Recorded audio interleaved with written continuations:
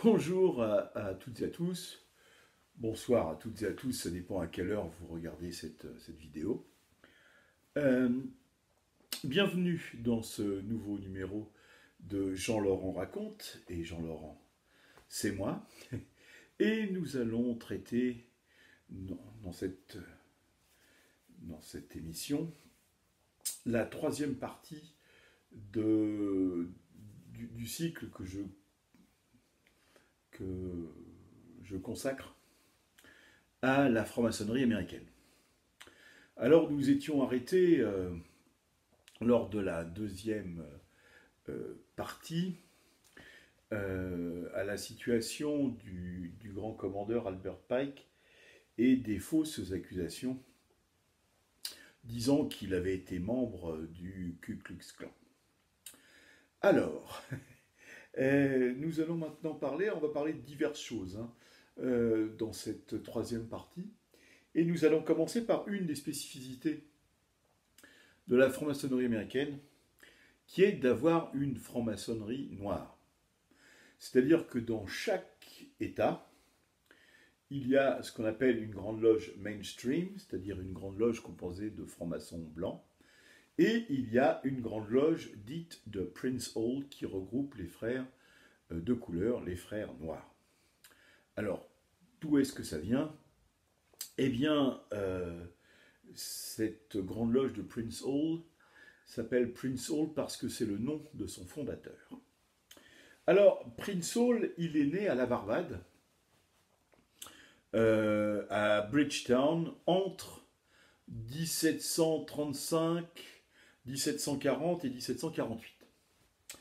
Et il serait arrivé à Boston un peu avant 1775. Et il est mort à Boston en 1807. C'est un Afro-Américain, militant des droits civiques et abolitionniste. Abolitionniste de l'esclavage, évidemment. Il est le fils d'un marchand de cuir anglais, et sa mère était une esclave affranchie venue des colonies françaises.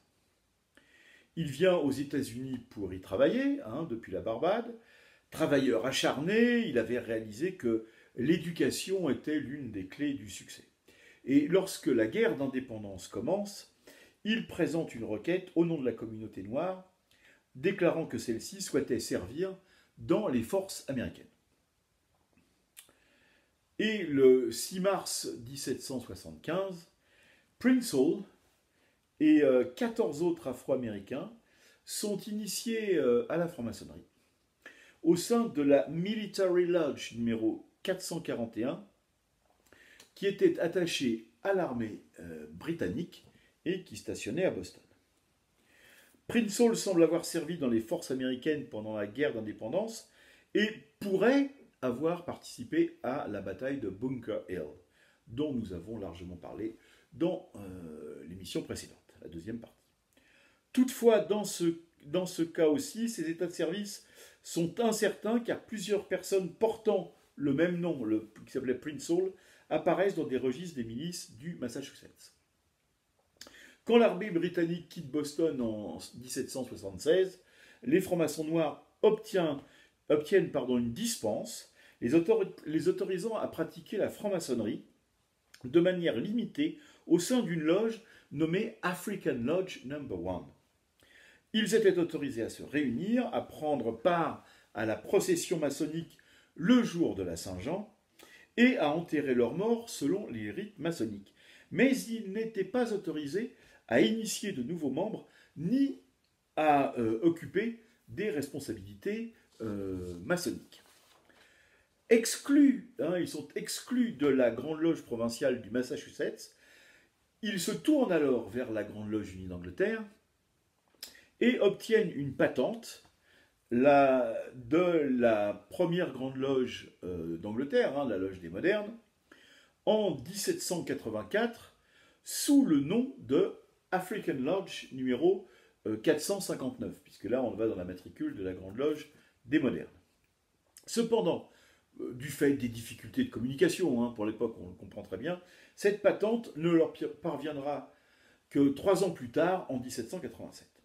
En 1791, Pardon, les francs-maçons noirs américains se réunissent à Boston et constituent l'African Grand Lodge of North America, donc la première grande loge noire d'Amérique du Nord. Prince Hall est élu grand maître à l'unanimité et il le restera jusqu'à sa mort en 1807. L'African Grand Lodge of North America fut renommée après la mort de Prince Hall, de Prince Hall Grand Lodge. En 1827, elle déclare son indépendance vis-à-vis de la Grande Loge unie d'Angleterre, comme l'avait fait la Grande Loge du Massachusetts 45 ans plus tôt. Elle se déclare aussi, cette Prince Hall Grande Loge, indépendante de toutes les loges blanches américaines. De nos jours, les grandes loges de Prince Hall existent aux États-Unis, au Canada, aux Caraïbes et au Libéria, et elles ont en fait des loges dans le monde entier. La dernière grande loge de Prince Hall à avoir été reconnue est celle du Texas en décembre 2006. Alors ce qu'il faut savoir, c'est que vis-à-vis de la Grande Loge unie d'Angleterre, il n'y a qu'une seule grande loge reconnue par État, sauf, il peut y en avoir d'autres, ou plusieurs, il peut y en avoir en tous les cas une deuxième, si la Grande Loge de l'État autorise à ce que la Grande Loge unie d'Angleterre en reconnaisse une deuxième. Eh bien, c'est ce qui se passe dans une très grande partie des États des États-Unis, où la Grande Loge, par exemple la Grande Loge de New York, voilà, a dit OK pour que la Grande Loge de Prince Hall de New York soit également reconnue par la Grande Loge unie d'Angleterre et donc par l'ensemble des Grandes Loges reconnues par la Grande Loge unie d'Angleterre, dite régulière, dans le monde. Par contre, à ce jour, en 2020, les grandes loges du courant mainstream, ce qu'on appelle, je vous l'ai dit, les loges blanches, ne reconnaissent pas les loges de Prince Hall dans les États suivants: l'Alabama, l'Arkansas, le Delaware, la Floride, la Géorgie, le Kentucky, le Louisiana, le Mississippi, la Caroline du Nord, la Caroline du Sud, dans le Tennessee et dans le West Virginia. Et comme par hasard, les États qui n'autorisent pas la Grande Loge d'Angleterre à reconnaître la Loge Prince Hall sont toutes dans des États qui étaient des États de la Confédération, c'est-à-dire des États esclavagistes du Sud en 1861, au moment où va commencer la guerre de sécession. Alors, un peu comme les cow-boys, les Noirs américains minoritaires vont, à travers les loges de Prince Hall, faire une nouvelle sociabilité. Et un certain nombre de ces Noirs, on les connaît, puisque ce sont des jazzmen et des bluesmen noirs américains, qui vont, vous savez, alors que les États quand même du Sud étaient ségrégationnistes, que Billie Holiday a décrit notamment, enfin toutes les chanteuses et les chanteurs et les musiciennes et les musiciens noirs américains des années 30, 40, 50, 60 ont tous fait part des difficultés qu'ils avaient à chanter, à se produire et à être accueillis, parce qu'ils chantaient, mais ils rentraient par la porte de service, ils ressortaient par la porte de service, ils dînaient pas dans les clubs, les cabarets avec le public blanc, etc. Enfin, on nous a raconté tout ça et c'est vraiment terrible. Alors de nombreux jazzmen noirs américains ont été francs-maçons. Alors le plus connu c'est Duke Ellington, mais il y a aussi Count Basie, Cab Calloway, Nat King Cole, Oscar Peterson, Lionel Hampton, Kenny Clarke, et un doute subsiste. Il a certainement jamais été, mais il a été très proche de ces francs-maçons noirs américains, c'est Louis Armstrong. Ils ont tous été donc membres de la maçonnerie de Prince Hall, mais comme également un certain nombre de jazzmen blancs qui eux étaient francs-maçons dans des loges blanches, comme Glenn Miller, comme Paul Whiteman, comme Irving Berlin ou Jerome Kern, des gens comme ça. Et aussi pas mal de bluesmen noirs américains étaient membres des grandes loges de Prince Hall. Alors Memphis Slim, Howlin' Wolf, Fred McDowell, ou quelqu'un que j'ai bien connu qui s'appelait Screaming Jay Hawkins, enfin que j'ai bien connu puisqu'il a vécu les dernières années de sa vie à Levallois. Il allait chez Boogie, qui était un disquaire tenu par Jean-Pierre et Jacques. Voilà, et c'était quelqu'un de délicieux c'est lui qui chantait I Put a Spell on You, qui était grand, qui jetait des flammes, comme ça, etc. C'était un frère génial que Jay Hawkins. Il faut quand même noter qu'au plus fort de la ségrégation, il y a eu des maçons blancs, hein, pour s'opposer au racisme. On se souvient de ce fermier franc-maçon qui sauve William Handy du lynchage. Et on se rappelle aussi un film qui s'appelait Fantôme du Mississippi, notamment avec James Woods qui joue le mauvais. Et ce fantôme du Mississippi raconte l'assassinat de Medgar Evers le 12 juin 1963, le jour même où John Fitzgerald Kennedy s'adresse à la nation pour défendre les droits civiques des Noirs. Medgar Evers, c'est un militant anti-ségrégationniste des droits des Noirs américains. Il est né en 1920, je crois, ou 25, 20, je crois. Il a fait la guerre et même jeune, il s'est engagé à 18 ans, il a fait 2 ans de guerre. Et il fait partie de ces Noirs américains qui ont découvert également que ce qu'on leur disait depuis le début, c'est-à-dire que dans tous les pays où il y a des Blancs, eh ben, il y a la ségrégation. C'est partout pareil, voilà. Sauf que ceux qui ont débarqué en Normandie, qui ont vécu en France, dans les armées, qui mangeaient chez l'habitant, qui voyaient bien qu'en France, il n'y avait pas de ségrégation, qu'on allait dans les mêmes bistrots, les mêmes restaurants, les mêmes toilettes, les mêmes bus, etc. Voilà, et c'est toute cette génération, quand ils sont revenus, et qu'on leur a dit, après avoir fait la guerre, après avoir été décorés, après avoir connu tout ce qu'ils ont connu, notamment en France, hein, la non-ségrégation, et voilà, quand on leur a dit qu'il fallait remonter à l'arrière des bus, qu'il fallait, etc., eh ben, ils se sont révoltés. Et ils avaient en plus comme exemple les pays européens, notamment la France, où il n'y avait pas de ségrégation, même que ce soit un pays blanc. Alors, Medgar Evers, vous savez, c'est Whoopi Goldberg qui joue sa veuve dans Ghost of the Mississippi. Il est assassiné par Byron de la Beckwith, qui est un suprémaciste blanc américain. Et ce brave Byron de la Beckwith, il va être acquitté 2 fois, hein, en 64 et en 65, tout simplement parce que c'est par un jury blanc, et qu'il n'était pas question à l'époque de condamner un blanc dans un jury blanc par un jury blanc dans un État du Sud. Et on voit dans le film Medgar Evers dans son cercueil avec un fez de l'ordre Order of Elk, l'ordre des cerfs, qui est posé sur sa poitrine. Et le Order of Elk, c'était une des multiples organisations charitables paramaçonniques, américaine, créée en 1868. Mais encore plus surprenant, ou peut-être pas si surprenant, mais enfin un peu surprenant, c'est que Byron de la Beckwith, le meurtrier de Medgar Evers, il était lui-même franc-maçon. La Grande Loge du Mississippi, puisque, bon, fantôme du Mississippi, voilà, et Medgar Evers était dans le Mississippi, et c'est là où il a été assassiné. La Grande Loge du Mississippi a donné un certain nombre de précisions sur l'appartenance de Byron de la Beckwith.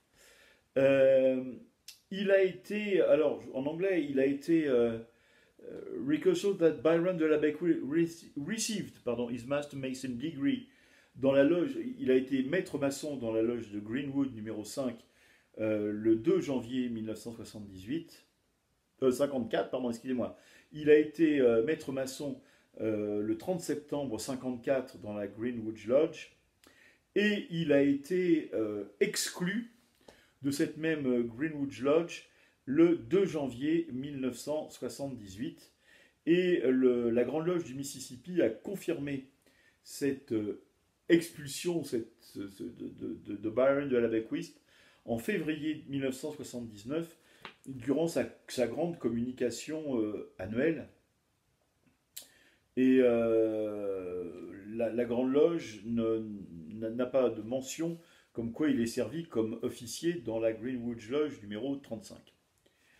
Byron de la Beckwith a donc été chassé de la franc-maçonnerie bien en 1979, donc bien avant le troisième procès, celui de 1991, où il va là être condamné enfin, pour le meurtre de Medgar Evers. Mais même à ce moment-là, l'avocat de Beckwith dit à un témoin qui accuse Byron de la Beckwith, ou en tous les cas qui ruine un peu son alibi, voici ce qu'il lui dit. You might feel identification and sympathy for Mr. Beckwith. Donc vous devez vous identifier et avoir de la sympathie pour Monsieur de la Beckwith. He's a Mason. You're a Mason. Il est franc-maçon, vous êtes franc-maçon. Alors il ne l'est plus, hein. Mais enfin, il joue sur ce registre-là. He's a Mason. You're a Mason. Parce que le témoin était franc-maçon.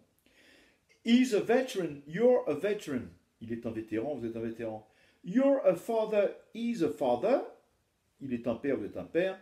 You believes. He believes. Il est croyant, vous êtes croyant. Can you put those things aside? Pouvez-vous mettre de côté tout ça et donc accuser de la Beckwith? Eh bien oui. Et de la Beckwith va enfin être condamné en 1991. Il mourra en prison pour le meurtre de Medgar Evers. Et d'ailleurs, lors des obsèques de Medgar Evers, ces obsèques auront lieu dans le temple maçonnique de Jackson, dans le Mississippi, qui est au 1072 John Roy Lynch Street. Et c'est dans cet immeuble que très tôt, dès les années 50 et 60, vont se tenir, dans ce temple maçonnique, les premières réunions des organisations noires de lutte contre la ségrégation. Et lors de l'office des obsèques de Medgar Evers, eh bien, ces obsèques vont se tenir dans le temple maçonnique de Jackson. Alors, il y a beaucoup de personnes, il y a le Reverend Charles Jones, il y a Roy Wilkins, qui est le secrétaire exécutif du NAACP, l'association de défense des gens de couleur, la principale organisation antiségrégationniste, celle de Martin Luther King. Il y aura Ralph Bunchy et évidemment le révérend Martin Luther King Jr. Il y aura aussi Ralph Abernathy et Dick Gregory qui participeront aux funérailles de Medgar Evers. C'était ce temple maçonnique de Jackson était également un lieu où on incitait les Noirs à aller voter et à s'inscrire sur les listes électorales. Et c'est dans ce temple qu'avait été fondée la section du NAACP du Mississippi. Et c'est là qu'avaient lieu les réunions de ce mouvement. On n'est pas certain de l'appartenance effective de Medgar Evers à la franc-maçonnerie, mais on a vu qu'il avait des liens très proches avec beaucoup de francs-maçons et que le temple maçonnique de Jackson aidait les Noirs dans le processus d'émancipation, enfin, et d'arrêt de la ségrégation raciale qui était intolérable. Alors, je vais vous parler également d'autres francs-maçons. J'allais dire peut-être peu ou... Alors, certains plus connus, mais d'autres un peu moins. C'est les francs-maçons astronautes dans la quête de l'espace. Eh bien, il y avait beaucoup de francs-maçons. Alors, les deux plus connus, on va commencer par le plus connu, puis surtout celui qui a vraiment mis le pied sur la Lune, c'est Buzz Aldrin. Buzz Buzz Aldrin, c'est ils étaient trois hein, dans la soucoupe, et c'est celui qui va être le deuxième à, à marcher sur la Lune. Il avait été initié le 15 février 1965. Il était devenu compagnon le 12 avril 65 et maître le 21 février 1968 au sein de la Montclair Lodge. Il a également appartenu à la Clear Lake Lodge numéro 1417 à Seabrook, Texas, de la Grande Loge du Texas.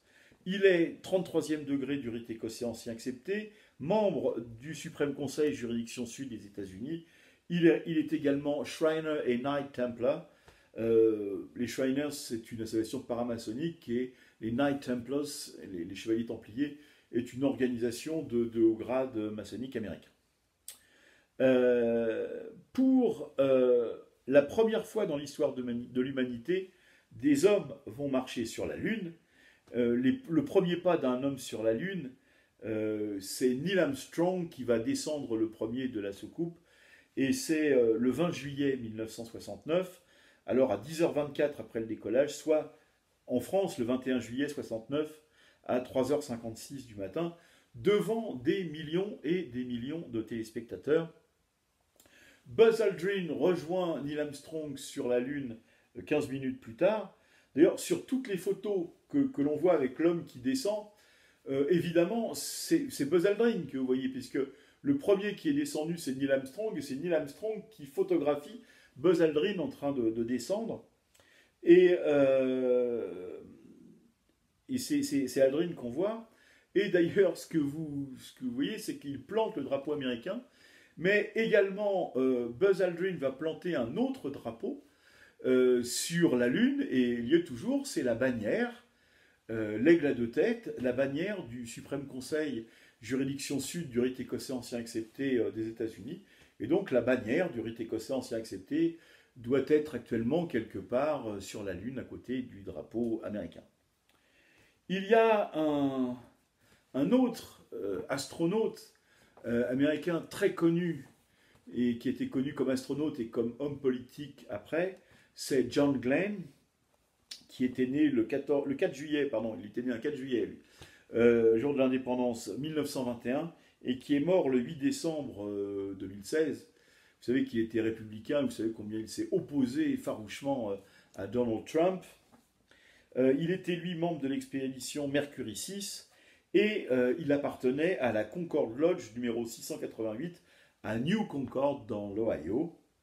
Il est également 33e degré du rite écossais ancien accepté. C'est un héros de la Seconde Guerre mondiale où il était pilote de chasse. Et après sa carrière d'astronaute, brillante elle aussi, il se lance dans la politique. Il est élu sénateur démocrate de l'Ohio de 1974 à 1999. Et son deuxième et dernier vol dans l'espace a eu lieu le 29 octobre 1998 à bord de la navette spatiale Discovery pour étudier les conséquences d'un séjour spatial sur un homme âgé. Ou plus exactement, pour étudier les similitudes des effets du vieillissement et de la micro-gravité sur l'organisme. Cette mission va durer 8 jours, 21h, 44 minutes et 56 secondes, et c'est le deuxième astronaute le plus connu avec Buzz Aldrin. D'ailleurs, c'est vrai que si vous avez regardé Toy Story, vous avez un personnage qui s'appelle Buzz l'éclair, qui est un cosmonaute, et évidemment, Buzz l'éclair est une parodie de Buzz Aldrin. Il y a eu pas mal d'ailleurs d'astronautes américains. Il y a eu Leroy Gordon Cooper Jr., qui était membre de la Carbon Lead Lodge, numéro 82 à Carbon Gale dans le Colorado. Il y a Don Haziel, qui est membre de la Lotherby Turner Lodge à Columbus. Il y a William Grissom, qui était membre de la Mitchell Lodge à Mitchell dans l'Indiana. Il y a James Irving, qui faisait partie de l'expédition Apollo 15. Il y a Edgar Mitchell de l'Artesia Lodge à Artesia dans le Nouveau-Mexique. Il y a Walter Schirra, qui était de la Canaveral Lodge Canaveral, Cap Canaveral, à Cocoa Beach en Floride, c'était la loge du coin des astronautes. Thomas Stafford, qui était membre de la Western Star Lodge numéro 138 à Weatherford dans l'Oklahoma. Et enfin, Paul Weitz, qui était membre de la Lawrence Lodge numéro 708 à Erie en Pennsylvanie. Enfin, un personnage peut-être un peu plus mystérieux, qui était un franc-maçon reconnu, c'est John J. Edgar Hoover, qui a été le directeur emblématique du FBI de 1935 à 1972.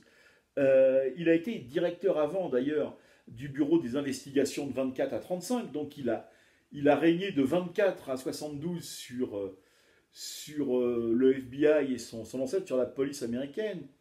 Lui, il a été initié en 1920 à la Federal Lodge numéro 1 à Washington DC, et il a été fait en 1955, 33e degré du rite écossais ancien accepté par la juridiction sud, du Suprême Conseil des juridictions sud des États-Unis. Alors vous savez que Edgar Hoover était un personnage controversé, s'il en est, peut-être homosexuel caché, intrigant. On a dit qu'il y avait des dossiers sur tout le monde. On ne sait pas quel rôle il a joué exactement lors de l'assassinat de Kennedy. Enfin voilà, il y a toute une légende noire autour d'Edgar Hoover. Et puis quand vous allez au Suprême Conseil juridiction sud des États-Unis, eh bien vous voyez qu'il y a une pièce qui est dédiée à John J. Edgar Hoover. Voilà, un personnage un peu controversé. Je voulais vous dire un mot aussi sur un certain nombre d'associations paramaçonniques américaines. Les Shriners, d'abord, l'ancienne Arabic Order of the Nobles and the Mystic Shrine, qui est une association charitable créée dans les années 1870, qui revendique environ 400 000 membres aux États-Unis. Alors ils font des parades pour récolter de l'argent pour des bonnes œuvres. Avant, il fallait être 32e degré du rite écossais ancien accepté pour en faire partie, mais depuis 2000, non. Et on voit, si vous avez vu un Laurel et Hardy, on les voit, Laurel et Hardy en costume de Shriner. Voilà, ils font du bruit, ils font la fête, ils récoltent des sous pour faire une œuvre charitable. Il y a aussi l'ordre, le The Demolay Order, qui a été créé dans le Missouri en 1919 et qui est une association paramaçonnique pour les enfants de francs-maçons au départ. Maintenant, c'est une organisation de jeunesse qui regroupe les 12-21 ans, sans forcément de lien formel avec la franc-maçonnerie. Mais enfin, quand même, ce lien existe. C'était pour les jeunes garçons dont le père était franc-maçon. C'est né, oui, en 19, parce qu'il y a eu beaucoup de frères morts pendant la Première Guerre mondiale, et donc cette association était là aussi pour venir en aide aux enfants, aux fils des frères décédés pendant la Première Guerre mondiale. Et le pendant de Molay Order, qui est pour les garçons, c'est l'Eastern Star. Alors on en a un petit peu parlé lorsqu'on a parlé de Charles Ingalls, puisque ses trois filles, Laura, etc., ont été membres de l'Eastern Star. Ça a été créé, c'est pour les femmes, notamment pour les femmes, les filles de francs-maçons. Ça a été créé en 1850 par un franc-maçon de Boston. L'Eastern Star compte environ 1 million de membres, et maintenant il est ouvert aux femmes qui ont un lien de parenté même assez ténu, cousine germaine, avec un maître maçon. C'est une organisation fraternelle et philanthropique, c'est pas vraiment ce qu'on appelle ici en France un ordre initiatique, mais voilà, c'est pour faire œuvre de charité. Et enfin, pour conclure cette troisième, et peut-être dernière partie consacrée à la franc-maçonnerie américaine, on verra s'il y en a d'autres plus tard, c'est un point sur la franc-maçonnerie aux États-Unis aujourd'hui en termes de chiffres. Ce qu'il faut savoir, c'est que, donc, je dis, il n'y a pas une grande loge aux États-Unis, mais il y a une grande loge par État, que les francs-maçons américains représentent environ les 2/3 des francs-maçons du monde, tellement ils sont quand même nombreux, même si on verra que leurs effectifs ont tendance à baisser. Donc il y a 50 grandes loges indépendantes, il y a environ 15 000 ateliers, ces chiffres ne tiennent pas compte, parce qu'on n'a pas les chiffres exacts, je n'ai pas retrouvé, de la maçonnerie noire de Prince Hall. Les frères américains étaient environ 4 millions. Au début des années 50, on verra que ça va bien décroître. Paul Bessel, qui est un spécialiste de la franc-maçonnerie américaine et frère lui-même, dénombre 1 966 006 frères en 1998 et 1 375 463 en 2010. Je ne sais pas les chiffres plus récents que des chiffres d'il y a 10 ans. Disons qu'ils étaient passés de 4 millions environ au milieu des années 50 à 1 million, 3 millions 500 000. Il y a environ entre 1 million et 1 500 000 francs-maçons américains, ce qui décroît, mais enfin c'est quand même un contingent important qui doit représenter environ toujours les 2 tiers des francs-maçons dans le monde. Voilà, vous savez à peu près tout. Ou en tous les cas, j'ai essayé sur ces trois émissions, donc première, deuxième et troisième partie aujourd'hui, de faire un rapide éclairage, un rapide coup d'œil sur la franc-maçonnerie américaine. Donc je pense que c'est le dernier jour où je porte cette magnifique casquette achetée à Washington. Et je vous souhaite à toutes et à tous une belle et bonne matinée, après-midi, soirée. Ça dépend lorsque vous regarderez cette vidéo. À bientôt pour un nouveau numéro de Jean-Laurent raconte. Merci à vous toutes et tous.